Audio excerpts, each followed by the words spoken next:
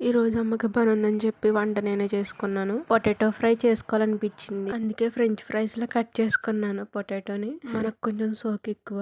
తాలింపు కూడా రెడీ చేసుకున్న. కరివేపాకు, ఎండుమిర్చి, వెల్లుల్లిపాయలు, జీలకర్ర, ఆవాలు, పల్లీలు కూడా వేసేదాన్ని కానీ ఇప్పుడు అవి లేవు, అందుకని చెప్పి ఇంకా ఇలా వేసేసుకుంటున్నాను అనమాట. తాలింపు వేసానో లేదో నూనె చురుకలు చేతి మీద పడిపోయినాయి, చాలా జాగ్రత్తగా ఉండాలి. ఇంకా ఫ్రెంచ్ ఫ్రైస్ లో కోసుకున్న బంగాళదుంప ముక్కలను అయితే ఇలా వేసుకున్నాను. కొంచెం పసుపు కూడా వేసి బాగా మిక్స్ చేశాను. ఒక 2 మినిట్స్ ఉండి తర్వాత సాల్ట్ అయితే వేసుకున్నాను. మూకిడికి మూత లేదనమాట, అందుకే కొంచెం వేసాను. బాగా మగ్గింది. 5 మినిట్స్ తర్వాత తీసాను అనమాట మూతని.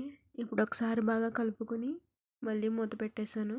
మళ్ళీ 5 మినిట్స్ ఆగాక మూత తీసాను. కింద చూస్తే బాగా అడిగంటింది. ఇంక దాన్ని బాగా కలుపుకున్నాను. ఫైనల్గా బాగా కలుపుకున్న తర్వాత కొంచెం కారం వేసాను. కారం తర్వాత కొంచెం ఇంట్లో నూరిన మసాలా ఉంటుంది కూడా వేసుకున్న పైన. సో మొత్తం మిక్స్ చేస్తాను. బాగా జలుబు చేసింది, అందుకే వాయిస్ సరిగ్గా రావట్లేదు, ఏమనుకోవద్దు.